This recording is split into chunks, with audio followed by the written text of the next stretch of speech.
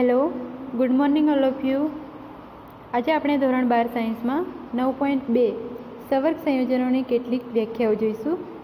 તો અહીંયા જે આપણને વ્યાખ્યાઓ આપેલી છે એ તમને 1-2 માર્કમાં પૂછાઈ શકે છે. તો ખાલી આપણે એને યાદ રાખીશું.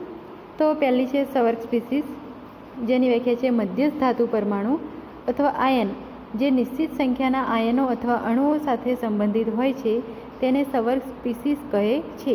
તો આપણને અહીંયા ઉદાહરણમાં આપેલું છે CuCl3 NH3 થ્વાઇસ. તો આની અંદર આપણે જોઈએ તો કોબાલ્ટ જે છે એ મધ્યસ્થ ધાતુ આયન તરીકે વર્તશે. કોબાલ્ટ જે મધ્યસ્થ ધાતુ તરીકે વર્તશે. એના પછી Cl3 અને NH3 જે છે એ અહીંયા એક મોટો કૌંસ આવશે.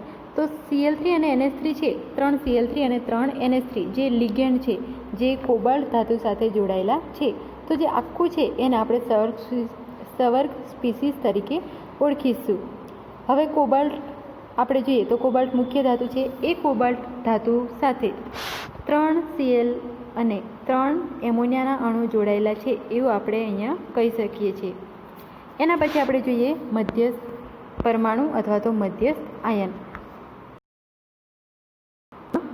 આવેલા પરમાણુ કે આયન કે જેની આસપાસ નિશ્ચિત સંખ્યામાં આયનો કાં તો પછી સમૂહ ચોક્કસ ભૌમિતીય ગોઠવણીમાં જો બંધિત હોય તો તેને મધ્યસ્થ પરમાણુ કાં તો આયન કહેવાય છે. કોઈ ચોક્કસ ગોઠવણી મધ્યસ્થ પરમાણુ અથવા તો આયન. તો જે બી આયનને સમૂહ ગોઠવાયેલો છે એ કેવા હોવો જોઈએ? ચોક્કસ રચનામાં ગોઠવાયેલા હોવા જોઈએ. તો અહીંયા કોબાલ્ટ છે જે મધ્યસ્થ પરમાણુ છે, એની આજુબાજુ તમે જોશો તો આપણે એની રચના જો રફલી દોરીશું તો 3 Cl3 છે, તો 1 2 3 Cl3 છે અને 3 એમોનિયાના અણુ છે. એમોનિયા Cl અને Cl. તો તમે જોઈ શકો છો કોબાલ્ટ જે મધ્યસ્થ અણુ છે અને એની આજુબાજુ જે એના લિગેન્ડ જોડાયેલા છે એ તેની ચોક્કસ અંતરે ગોઠવાયેલા છે, ભૌમિતીય આકાર ધરાવે છે. તો જેની અંદર જે કોબાલ્ટ છે કેન્દ્રીય ધાતુ તરીકે પણ ઓળખાશે અને બીજું જેને આપણે લુઈસ એસિડ તરીકે પણ ઓળખીશું. હવે કોબાલ્ટ જે છે એ અહીંયા પ્લસ સ્વરૂપે આપણે એને દર્શાવીશું. કોબાલ્ટ પ્લસ હશે અને NH3 છે એ અહીંયા માઇનસ હશે, NH3 માઇનસ છે, Cl પણ અહીંયા માઇનસ હશે. તો કોબાલ્ટની અહીંયા +3 ઓક્સિડેશન અવસ્થા છે એવું આપણે કહી શકીએ અને લુઈસ એસિડ તરીકે આપણે એને જાણી શકીએ છીએ. અને જે NH3 અને Cl છે જે લુઈસ બેઝ કહેવાશે. એના પછી છે લિગેન્ડ. તો લિગેન્ડ કોને કહેવાય? જે આપણે આગળ બી જોઈ ગયા છે કે લિગેન્ડ એટલે કે કોઈ ધાતુ આયન સાથે જેટલા બી આગળ જોડાયેલા હશે, Cl3 હશે, NH3 હશે, કોઈ બી પરમાણુ, તેને આપણે લિગેન્ડ કહીશું.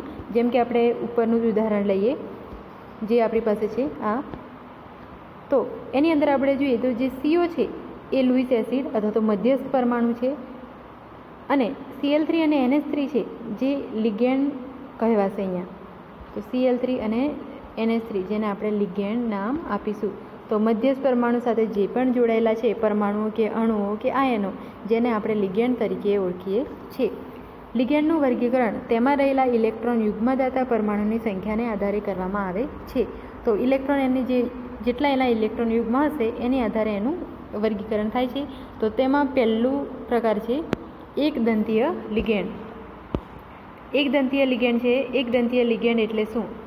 તો જ્યારે લિગેન્ડ ધાતુ આયન સાથે એકાંકી પરમાણુ દ્વારા બંધિત હોય તેવા લિગેન્ડને એકદંતી લિગેન્ડ કહે છે. એકાંકી ધાતુ આયન હશે. ધારો કે આપણે કોઈ મધ્યસ્થ પરમાણુ લઈએ, ચલો Fe લીધો. એ Fe સાથે ધારો કે NH3 જોડાયેલો છે, NH3 થ્વાઇસ જોડાયેલા છે, 3 NH3 જોડાયેલા છે. તો આપણે આને કહી શકીએ કે જે એક દંતી લિગેન્ડ છે.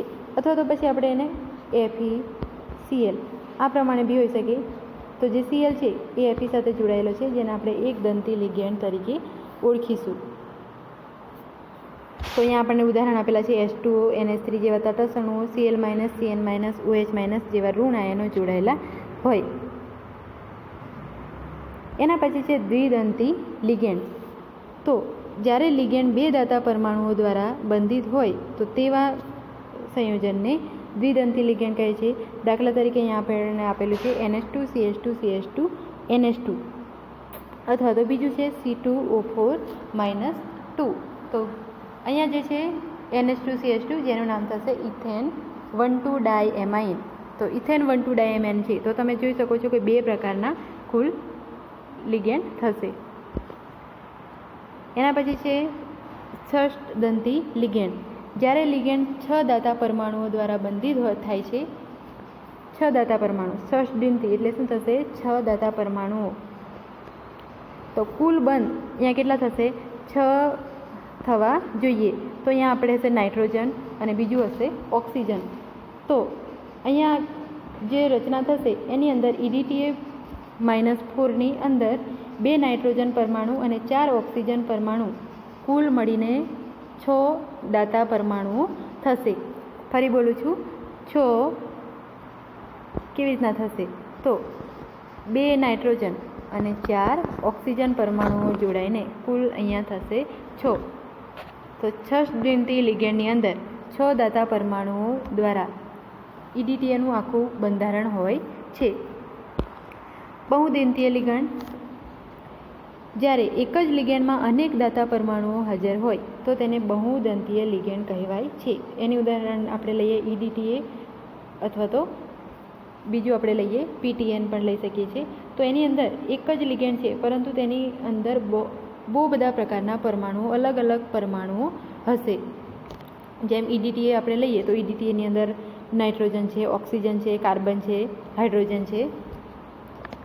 એના પછી આપણે લઈએ કિલેટ.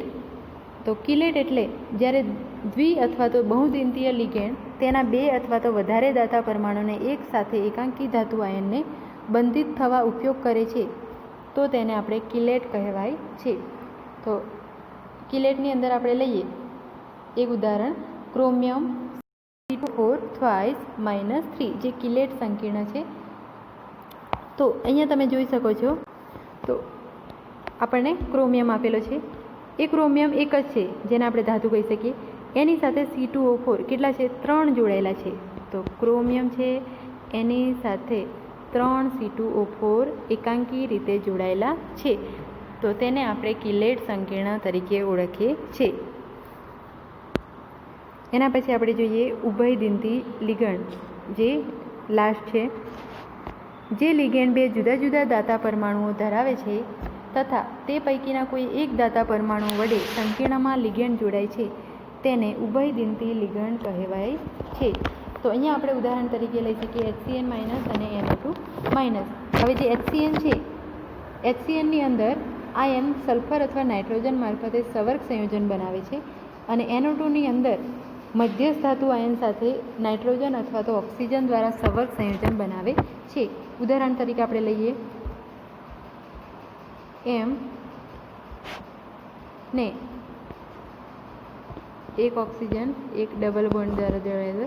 તો આનો મતલબ થશે એરો M લિગેન્ડ બાજુ છે તો નાઇટ્રોજન છે એ પોતાના જે ઇલેક્ટ્રોન છે એ અહીંયા M તરફ એમને આપે છે તો એના NO2- હશે અને M અહીંયા પ્લસ હશે એવું આપણે અહીંયા કહી શકીએ. જો HCN લઈએ તો HCNની અંદર પણ આ ટાઈપનું થશે M અને અહીંયા આવશે HCN જે માઇનસ થશે. આપણે જોઈએ સવર્ગાંક. તો સવર્ગાંક એટલે શું? આપણે આગળ બી ચર્ચા કરી શક્યા છીએ કે સવર્ગાંક કોને કહેવાય. તો લિગેન્ડના દાતા પરમાણુની સંખ્યા જેની સાથે ધાતુ સીધી જ બંધિત હોય તેને સવર્ગાંક કહે છે. તો આપણે અહીંયા ઉદાહરણ લઈએ PTCl કેટલા છે? 6. તો 6 Cl છે. તો PT જેટલા બી સવર્ગ સહસંયોજક બંધ બનાવે, આ સવર્ગ સહસંયોજક છે, અહીંયા બી છે, અહીંયા બી છે, તો કુલ સવર્ગ સહસંયોજક બંધ કેટલા થાય છે? 6 થાય છે. તો PTCl6નો સવર્ગાંક +6 થશે. એવી રીતના આપણે નિકલ એમોનિયાનો જોઈએ તો એની અંદર નિકલ સાથે 4 એમોનિયા જોડાયેલા છે તો 4 સવર્ગાંક બંધ થશે, સવર્ગ સહસંયોજક બંધ, એટલા માટે નિકલનો સવર્ગાંક +4 થશે. આવી રીતના તમે અન્ય ઉદાહરણ પણ લઈ શકો છો. તો સવર્ગાંક એટલે કે જેટલા ધાતુ આયન છે એ એની સાથે સીધી રીતે જેટલા આયનોથી જોડાયેલો છે અથવા તો જેટલા સવર્ગ સહસંયોજક બંધ બનાવે છે જેને આપણે સવર્ગાંક તરીકે ઓળખીએ છીએ. એના પછી છે હોમોલેપ્ટિક સંકીર્ણ અને હેટ્રોલેપ્ટિક સંકીર્ણ. તો હોમોલેપ્ટિક સંકીર્ણ કોને કહેવાશે? તો જે સંકીર્ણમાં ધાતુ એક જ પ્રકારના ધાતુ સમૂહ સાથે બંધિત હોય તેને હોમોલેપ્ટિક સંકીર્ણ કહેવાય છે. તો અહીંયા આપણે જોઈએ છીએ ઉદાહરણમાં CONH3+, એની અંદર ધાતુ આયન કોણ છે? કોબાલ્ટ, જે કેટલા લિગેન્ડ સાથે જોડાયેલા છે? તો NH3. અહીંયા NH3 એક જ છે, નહીં કે બીજા Cl છે, H2O છે, કોઈ જ નથી, ખાલી એક જ લિગેન્ડ જોડાયેલો છે NH3.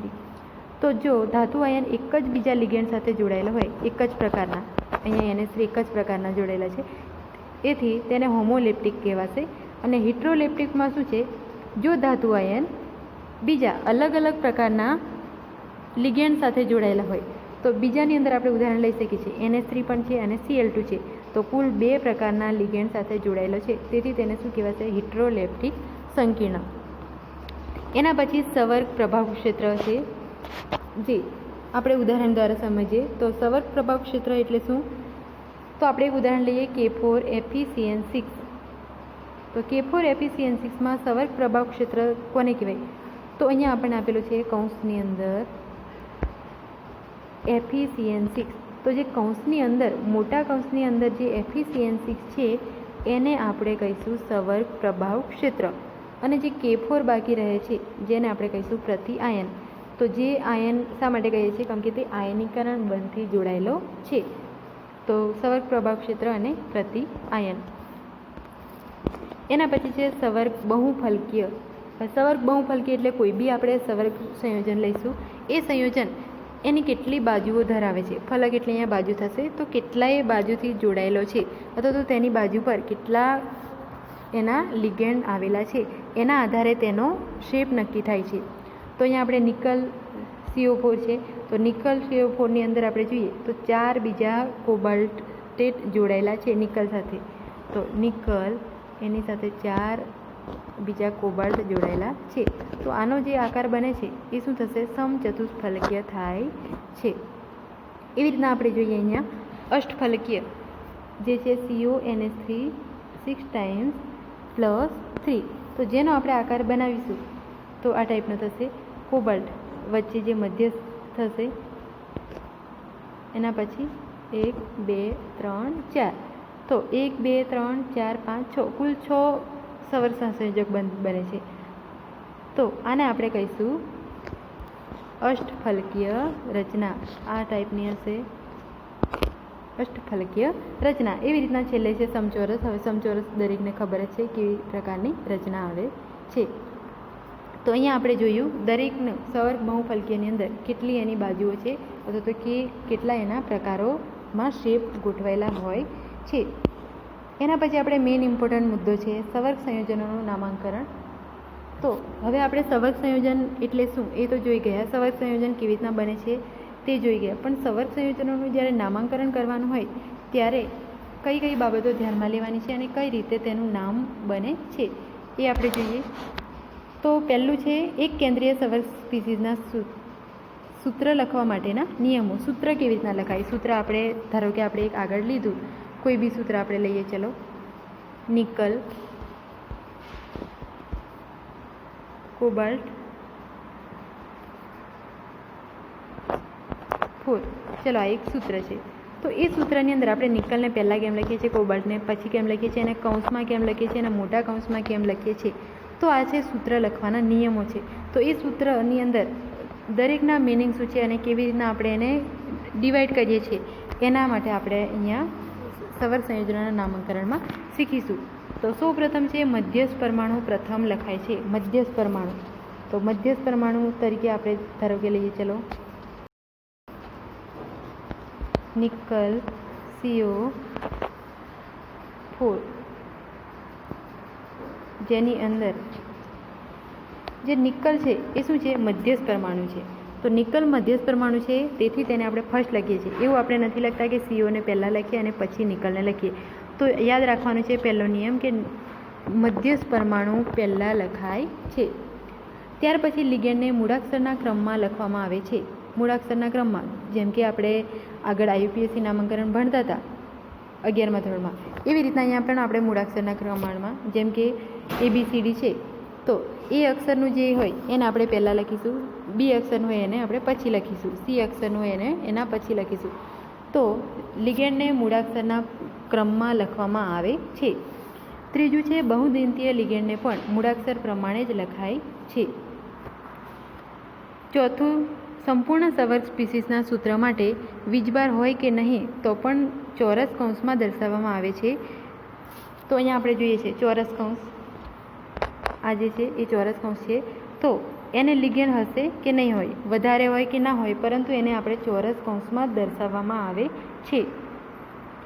તો અહીંયા આપણે વીજભારની વાત કરીએ છીએ, તો નિકલ CO4 છે જેની અંદર કોઈ જ વીજભાર દર્શાવેલો નથી. જો વીજભાર દર્શાવેલો પણ હોય નિકલનો અહીંયા, તો પણ આપણે એને ચોરસમાં દર્શાવીશું. જો નહીં દર્શાવેલો હોય તો પણ આપણે એને ચોરસમાં જ દર્શાવવાનું છે. એમને એમ ખાલી આપણે આવી રીતના નથી લખવાનું, નિકલ CO4 આવી રીતના આપણે દર્શાવી શકીએ નહીં, એને આપણે મોટા કૌંસમાં જ દર્શાવવું પડે છે. લિગેન્ડ બહુપરિમાણીય હોય તો તેનું સૂત્ર કૌંસની અંદર દર્શાવાય છે. તેમાંથી સંક્ષિપ્ત નામ પણ કૌંસમાં દર્શાવાય છે. હવે જે લિગેન્ડ છે એ બહુપરિમાણીય હોય, જેમ કે બહુપરિમાણીયમાં લઈએ તો CO NH3 6 ટાઈમ્સ +3. ચલો આ ટાઈપ છે. તો આની અંદર આપણે જોઈએ છે NH3 છે એ 6 ટાઈમ્સ છે. તો NH3 6 ટાઈમ્સ છે એના માટે આપણે એને અંદર પણ એક નાનો કૌંસ પાડવો પડે છે, અને એ કૌંસની અંદર આપણે NH3 6 મોલ આપણે લખી શકીએ. જો કોબાલ્ટ NH3 હોય તો આપણે એને એમને એમ લખી શકીએ છીએ, પરંતુ NH3 વધારે ટાઈમ્સ હશે તો આપણે એને કૌંસની બહાર લખવા પડે છે. એના પછી સંવર્ગ પ્રભાવ ક્ષેત્રમાં લિગેન્ડ અને ધાતુ વચ્ચે જગ્યા ન હોવી જોઈએ. સંવર્ગ પ્રભાવ ક્ષેત્ર, તો અહીંયા આપણે ઉદાહરણ લઈએ PT Cl4 ચલો -2. તો અહીંયા જે PT Cl4 આપણે લખીએ છીએ તો જે એકદમ આપણે નજીક લખીએ છીએ, આપણે આવી રીતના નહીં લખી શકીએ કે PT પછી Cl4 આપણે અહીંયા પાડીએ, આવું નહીં હોવું જોઈએ. બંને વચ્ચે કોઈ ગેપ હોવી જોઈએ નહીં, એકદમ આપણે સળંગ લખવાનું છે.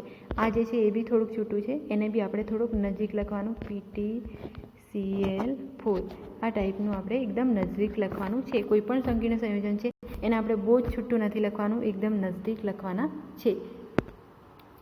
જ્યારે વીજભાર ધરાવતા સંવર્ગ સ્પીસીસનું સૂત્ર લખવાનું હોય ત્યારે પ્રતિ આયનના વીજભાર સિવાય લખાય છે. વીજભાર કૌંસની બહાર સંજ્ઞા સાથે જમણી બાજુ દર્શાવાય છે. હવે જે વીજભાર છે અહીંયા આપણે દર્શાવેલો છે CO3, તો -3 જે વીજભાર છે એને આપણે જમણી બાજુ લખ્યું છે. આ જમણી બાજુ છે ને આ ડાબી બાજુ છે, તો કોઈ દિવસ વીજભારને આ સાઈડ લખવાનો નથી, એને હંમેશા જમણી બાજુ અને એ બી મોટા કૌંસની બહાર લખવામાં આવે છે. ધન આયનના વીજભાર ઋણ આયનના વીજભાર વડે સમતોલિત કરાય છે. ધન આયન ને ઋણ આયન, જો ધારો કે આપણી પાસે અહીંયા જે ઉદાહરણ છે COCN6 -3, COCN6 -3 છે, તો અહીંયા -3 વીજભાર છે, તો એની સાથે ધારો કે અહીંયા એક આપણે પોટેશિયમ લઈએ, અહીંયા K3 હશે, તો જે પોટેશિયમ છે એનો +3 ચાર્જ હોવો જોઈએ. તો ધન આયન અને ઋણ આયન બંનેને આપણે સમતોલિત કરવાના હોય છે. પછી અહીંયા -2 હોય અને અહીંયા +2 કરીએ તો -2 હોય અને અહીંયા +3 હોય તો ના ચાલે. બંને જે છે માઇનસ અને ઋણ આયન જે બંને સમતોલિત હોવા જોઈએ. તો ઓક્સિડેશન આંક હંમેશા સમતોલિત હોવા જોઈએ. એના પછી આપણે જોઈએ એક કેન્દ્રીય સંવર્ગ સંયોજનોના નામાંકનના નિયમો. હવે જ્યારે બી સંવર્ગ સંયોજન આપણે બનાવી દીધું, કેવી રીતના સૂત્ર બનાવી એ આપણે જોઈ લીધું. હવે એની અંદર આપણે એ જોઈશું કે સંવર્ગ સંયોજન બનાવીએ છીએ ત્યારે એના નામ કેવી રીતના આપણે બનાવીશું. તો એના માટે પહેલું છે ધન અને ઋણભાર ધરાવતા બંને સંવર્ગ સ્પીસીસમાં ધન આયનને પ્રથમ નામ આપવામાં આવે છે. જે ધન આયન હશે એને આપણે પ્રથમ નામ આપવામાં આવશે, જેમ કે અહીંયા આપણે લખીએ કોબાલ્ટ NH3 6 Cl3. ચલો, તો આ આપણી પાસે એક એ છે તો એની અંદર આપણે જોઈએ Cl3, તો જે ધન આયન છે, ધન આયન કોણ છે અહીંયા? Cl માઇનસ છે, તો ધન આયન આ થશે. તો જે ધન આયન છે એનું આપણે પહેલાં નામ લખીશું. અહીંયા આપણે નામ લખીએ તો નામ એ પ્રમાણે આવશે કે 6 છે એટલે કે હેક્ઝા, તો હેક્ઝા એમિનો કોબાલ્ટેટ 3, એના પછી આવશે ક્લોરાઇડ. તો ક્લોરાઇડ જે છે એ માઇનસ ઋણ છે, તો એને આપણે પછી લખીશું. ચલો, એના પછી છે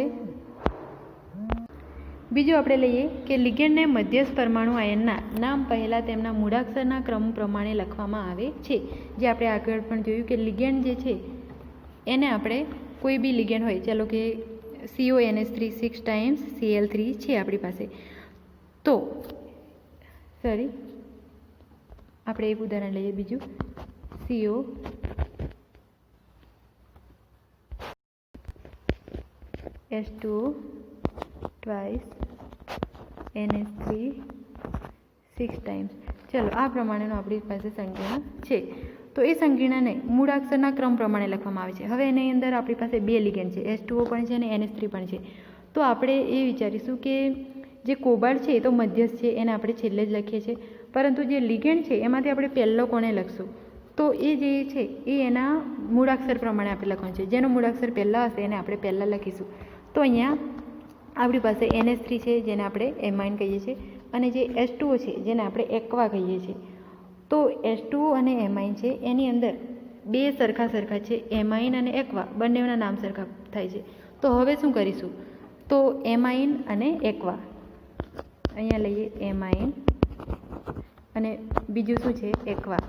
આપણે H2O ને એક્વા તરીકે લેવામાં આવે છે, તો એક્વા છે. હવે જ્યારે બંને એ પરથી જ ચાલુ થતા હોય તો આપણે મૂળાક્ષર નક્કી નહીં કરી શકીએ. એના માટે એ અને એના પછીનું બીજા નંબરનું મૂળાક્ષર જોઈએ તો એમ છે, અને આની અંદર શું છે? ક્યુ.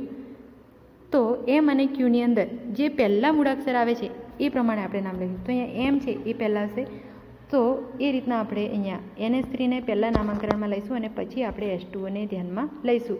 તો હેક્ઝા એમિનો અને ટ્વાઇસ એક્વા કોબાલ્ટેટ એવી રીતના આપણે નામ બનાવીશું. તો અહીંયા આપણો સેકન્ડ મુદ્દો થાય છે. એના પછી થર્ડ નંબરનો મુદ્દો, ઋણ આયન લિગેન્ડના નામના અંતે O અને તટસ્થ અને ધન આયન લિગેન્ડના નામ તેના તે જ રહે છે. અહીંયા આપણે ખાસ ઇમ્પોર્ટન્ટ છે કે ઋણ આયન જો લિગેન્ડ હશે તો તેના નામના અંતે O પ્રત્યય લગાડવામાં આવે છે, અને જો ધન હશે કાં તો પછી તટસ્થ હોય તો તેનું તે જ નામ રહે છે. તો અહીંયા આપવા તરીકે H2O છે, તો જેને આપણે એક્વા, NH3 એમાઇન અને કાર્બોનિલ અને NO જે નાઇટ્રોસિલ તરીકે આપણે લઈએ છીએ. તો એની અંદર ધારો કે આપણે લઈએ chromium H2O twice NH2 twice Cl, આ પ્રમાણેનો આપણે એક લઈએ. તો એની અંદર ઋણ આયન કોણ છે અને ધન આયન કોણ છે? તો ક્રોમિયમ છે એ શું થશે? +3 છે, મીન્સ કે ધન આયન છે. તો જે ધન આયન છે એને એની એ જ રીતના નામ આપીશું. તો ધન આયન આપણે લઈએ, chromium H2O twice NH3 twice, ચલો એના પછી Cl. તો જે ક્રોમિયમ છે એ કેવું છે? ધન આયન છે, પ્લસ. તો ક્રોમિયમને આપણે ક્રોમિયમ જ લખીશું. અહીંયા શું કીધું છે? ધન આયન અને તટસ્થ જે છે એનું જે નામ છે એની પાછળ કંઈ O નહીં લગાડવાનું કે એ નહીં લગાડવાનું, કશું જ નથી લગાડવાનું, એને એનું એ જ લખવાનું છે. એટલે ક્રોમિયમ છે તો ક્રોમિયમ જ લઈશું. હવે H2O જે છે એને આપણે એક્વા લેવાનું છે. આ જ અહીંયા જે 4 નામ છે એ તમારે યાદ રાખવાના છે કે શું કહેવામાં આવે છે. જે અપવાદ તરીકે છે એને પણ આપણે O પ્રત્યય નથી લગાડવાનો, પણ જે NH3 છે એમાઇન, જેને બી આપણે એમાઇન જ લખવાનું છે, પણ ક્લોરિન છે તો ક્લોરાઇડો એવું અહીંયા નામ આવશે. અહીંયા જે Cl છે ને, તો અહીંયા આપણે કીધું છે કે ઋણ આયન લિગેન્ડના નામના અંતે O લગાડવામાં આવે છે. તો ઋણ આયન Cl છે એના નામના અંતે ક્લોરાઇડ નહીં પણ શું કરીશું? ક્લોરાઇડો. ફ્લોરાઇડ નહીં પણ ફ્લોરાઇડો એવી રીતના આપણે છેલ્લે O પ્રત્યય લગાડીશું. એના પછી છે ચોથા નંબરનું, વ્યક્તિગત લિગેન્ડની સંખ્યા દર્શાવવા માટે પૂર્વક મોનો, ડાય, ટ્રાય વગેરે લખાય છે. જ્યારે લિગેન્ડ નામ સાંખ્યીય પૂર્વક ધરાવે છે ત્યારે 20-30 પર્યાયો વપરાય છે. તો અહીંયા આપણને ઉદાહરણ આપેલું છે નિકલ Cl2 PPS3 ટ્વાઇસ. તો અહીંયા અંદર જે PPS3 ટ્વાઇસ છે એનું અલગથી નામ થાય છે. ટ્રાયફિનાઇલ ફોસ્ફીન અને જે કેટલા છે ટ્વાઇસ મોલ છે. તો એના માટે આપણે શું કરીશું? તો આપણી પાસે ક્લોરીન છે જ, કેટલા છે 2 મોલ છે. હવે જે ટ્રાયફિનાઇલ ફોસ્ફીન છે એની અંદર પણ જો અહીંયા તમે જોઈ શકો છો ટ્રાય, તો આ શું આવ્યું? ટ્રાય સાંખ્ય પૂર્વક છે. જે ટ્રાય છે એ શું છે? સાંખ્ય છે, 3 વખત ફિનાઇલ છે એવું આપણે કહી શકીએ. તો જ્યારે અહીંયા બી ટ્રાય આવતો હોય સંખ્યાની અંદર, મીન્સ કે જે લિગેન્ડ છે લિગેન્ડની અંદર બી સંખ્યા આવતી હોય ત્યારે આપણે શું કરવાનું? તો ત્યારે આપણે એવો જે શબ્દો હોય એની આગળ કૌંસ પાડીને એની આગળ આપણે 20, 30 કાં તો પછી ટેટ્રાક્સી, પેન્ટ્રાક્સી એવી રીતના આપણે નામ આપીને પછી એનું નામાંકરણ કરવામાં આવે છે. શા માટે કર્યું? તો એનું આપણે કહીશું કે અહીંયા ટ્રાય શબ્દ આવે છે જે સાંખ્ય છે એના માટે આપણે આગળ 20 કે 30 લખવું પડે, ફોસ્ફીન છે એટલા માટે. તો ડાયક્લોરો 20 ટ્રાયફિનાઇલ ફોસ્ફીન નિકલ નામ થશે. એના પછી છે ધન આયન, ઋણ આયન તથા તટસ્થ સંવર્ગ સ્પીસીસમાં ધાતુનો ઓક્સિડેશન આંક કૌંસમાં રોમન અંકમાં લખવામાં આવે છે. જે આપણે જેમ કે નિકલ છે તો નિકલ 3 લઈએ, કોબાલ્ટ 2 લઈએ, આવી રીતના જે પણ આપણે લખીએ છીએ એને આપણે એવું નથી લખવાનું કે નિકલ 3 કે કોબાલ્ટ 2, આ પ્રમાણે નહીં લખવાનું. પણ જે બી આપણે એનો ઓક્સિડેશન, આ શું છે? ઓક્સિડેશન આંક, આનો મતલબ ઓક્સિડેશન આંક થાય. તો એ ઓક્સિડેશન આંકને આપણે જ્યારે પણ લખીએ ત્યારે એને રોમન અંક, આ કેવો કહેવાય? રોમન અંક. તો રોમન અંકમાં લખવામાં આવે છે. તો 5મો મુદ્દો જે બહુ જ ઇમ્પોર્ટન્ટ છે કે કૌંસમાં રોમન અંકમાં લખવામાં આવે છે. 6થું છે જો સંકીર્ણ ધન આયન હોય તો ધાતુને તત્વ તરીકે જ નામાંકિત કરવામાં આવે છે. ધન આયન સંકીર્ણ હશે તો તેને આપણે નામાંકિત કરતી વખતે આપણે તત્વ છે એવું જ આપણે એને નામાંકિત કરીશું. દાખલા તરીકે છે કોબાલ્ટ, તો એને કોબાલ્ટ લઈશું. પ્લેટિનમ, તો આપણે એને પ્લેટિનમ જ લઈશું. એવું નહીં કે કોબાલ્ટો લઈએ, પ્લેટિનમો લઈએ, એવું આપણે એને કોઈ જ પ્રત્યય લગાડવાનો નથી. ઋણ આયન હોય તો ધાતુના નામના અંતે એટ પ્રત્યય લગાડવામાં આવે છે. ઋણ આયન હશે તો સંકીર્ણ. હવે સંકીર્ણ એટલે શું? દરેકને ખ્યાલ આવી ગયો કે આવી રીતના જે કૌંસમાં છે એની અંદર સંકીર્ણ હોય છે. તો એ જે સંકીર્ણ છે એમાં ધન આયન હોય તો એનું એ જ નામ લખવામાં આવે છે. ઋણ આયન જો હશે જેમ કે Cl- હોય, બ્રોમિન માઇનસ હોય, કોઈ બી હશે તો અથવા તો HCl- હોય તો એની પાછળ અહીંયા શું લગાવવાનું છે? એટ પ્રત્યય લગાવવાનું છે. જેમ કે કોબાલ્ટેટ, અહીંયા શું છે? કોબાલ્ટેટ HCN4-2 છે. તો આ જે છે એ કેવું છે? -2. આ જે છે એની -2 ચાર્જ છે. જો +2 ચાર્જ હોય તો આપણે કોબાલ્ટનું કોબાલ્ટ રાખતા, પ્લેટિનમનું પ્લેટિનમ રાખતા. પરંતુ અહીંયા -2 છે, ઋણ આયન છે એટલા માટે આપણે એને કોબાલ્ટેટ એવું આપીશું. એટ પ્રત્યય એની પાછળ આપીશું. તો સંકીર્ણ એટલે શું? આખું કૌંસની અંદર જે આવે એને આપણે સંકીર્ણ કહીશું. જો અહીંયા ધન હશે તો આ જે કોબાલ્ટ છે એને કોબાલ્ટ જ કહીશું, પ્લેટિનમ છે એને પ્લેટિનમ જ કહીશું. પરંતુ આ પ્લસની જગ્યાએ જો માઇનસ હશે તો આને કોબાલ્ટેટ કહીશું અને પ્લેટિનેટ કહીશું. કેટલીક ઋણ આયન ધાતુઓ માટે લેટિન નામ પણ વપરાય છે, જેમ કે Fe માટે ફેરેટ. 7મા નંબરનું છે તટસ્થ સંકીર્ણ અણુને ધન આયન સંકીર્ણની જેમ જ નામાંકિત કરવામાં આવે છે. જો તટસ્થ હોય, અહીંયા જો આપણને તટસ્થ આપ્યું છે, તટસ્થ સંકીર્ણ હશે એટલે કે કોઈ બી એક સંકીર્ણ છે. તો જેવી રીતના આપણે ધન આયનની અંદર હતું કે ધન આયન હોય તો આપણે એને કોબાલ્ટનું કોબાલ્ટ રાખીએ છીએ, પ્લેટિનમનું પ્લેટિનમ. એવી રીતના તટસ્થ હશે, નહીં પ્લસ હોય નહીં માઇનસ, તો બી એને આપણે ધન આયનની જેમ જ આપણે નામ આપીશું. ચલો, તો અહીંયા આપણો આજનો લેક્ચર પૂર્ણ થાય છે. અને અહીંયા આપણે જે લાસ્ટ 2 મુદ્દા ભણ્યા 9.3 એની અંદર કેવી રીતના નામાંકન કરવાનું, જે બહુ જ ઇમ્પોર્ટન્ટ છે. તો દરેક મુદ્દા વ્યવસ્થિત સારી રીતે સમજવા. જો મુદ્દા સમજશો ઉદાહરણ સહિત તો જ દરેકને આગળ નામાંકન કરતાં આવડશે. અને નામાંકન તમારે એક્ઝામની અંદર પૂછાય છે, 1 માર્કમાં, 2 માર્કમાં કેવી રીતના નામાંકન કરવું તે.